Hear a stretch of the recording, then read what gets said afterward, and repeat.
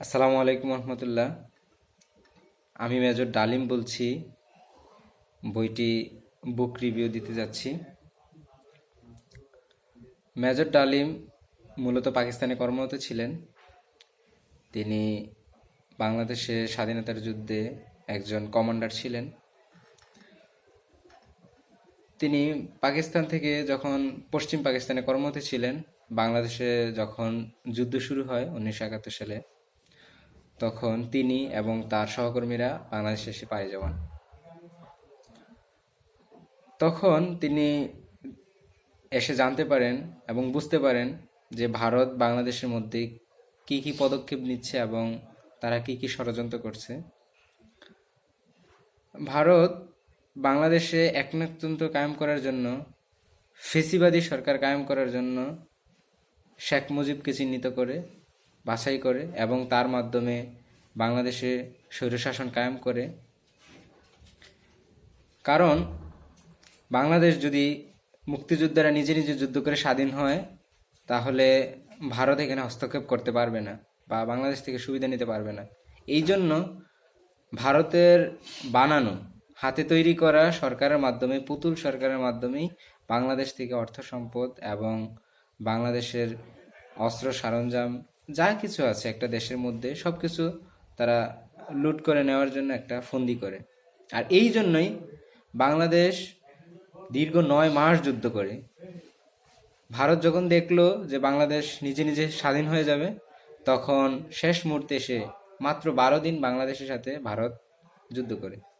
এবং স্বাধীনতা যুদ্ধের পর বাংলাদেশ যখন স্বাধীন হয়, ভারত বাংলাদেশের মূলনীতির মধ্যে তাদের যে মূলনীতি আছে, গণতন্ত্র, সমাজতন্ত্র, ধর্মনিরপেক্ষতা এবং জাতীয়তাবাদ, এগুলো বাংলাদেশের সংবিধানের মধ্যে ইনক্লুড করে দেয়। এবং কি বাংলাদেশের সরকার, তখন মুজিব সরকার, সে ভারতে যখন ছিল, ভারতে একটি বাহিনী গঠন করা হয় মুজিব বাহিনীকে ট্যাকেল দেওয়ার জন্য।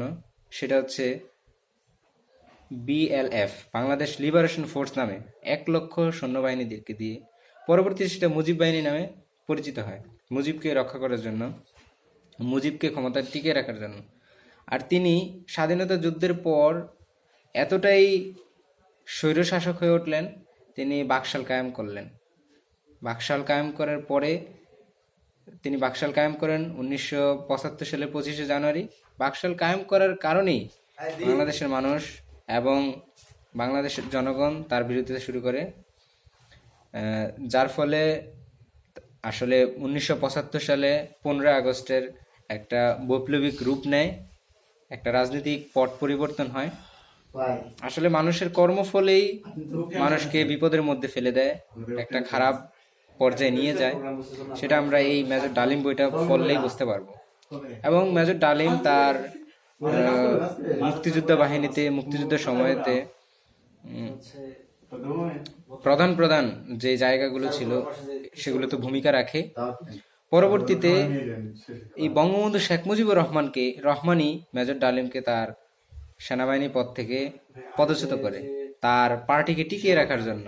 তার পার্টিকে গুরুত্ব দিয়ে তিনি সেনাবাহিনীদেরকে, তাকে সহ মেজর ডালিম এবং নূর সহ আরো 9 জনকে সেই পদ থেকে পদচ্যুত করা হয়। আশা করি বইটা যদি পড়েন আপনারা বিস্তারিত আরো জানতে পারবেন। তবে ভারত যে আমাদের চিরকালের শত্রু ছিল, সেটা একমাত্র এই মেজর ডালিম। আমি মেজর ডালিম বলছি, এই বইটা পড়লে আপনারা বিস্তারিত জানতে পারবেন। আশা করি এই সময়ে এসে এই বইটা পড়া প্রত্যেকেরই উচিত। যা আসলে শেখ হাসিনা সরকারের আমলে সে বইটাকে নিষিদ্ধ করেছিল, শুধু শুধু এমনি এমনি বইটাকে নিষিদ্ধ করে নাই। এর মূল কারণগুলো আপনারা পড়লেই জানতে পারবেন। তোতা পাখির মতো মেজর ডালিম সত্য কথাগুলো বলে গেছেন, তার বইটাতে লিখে গেছেন। আশা করি সবাই পড়বেন, উপকৃত হবেন। খোদা হাফেজ।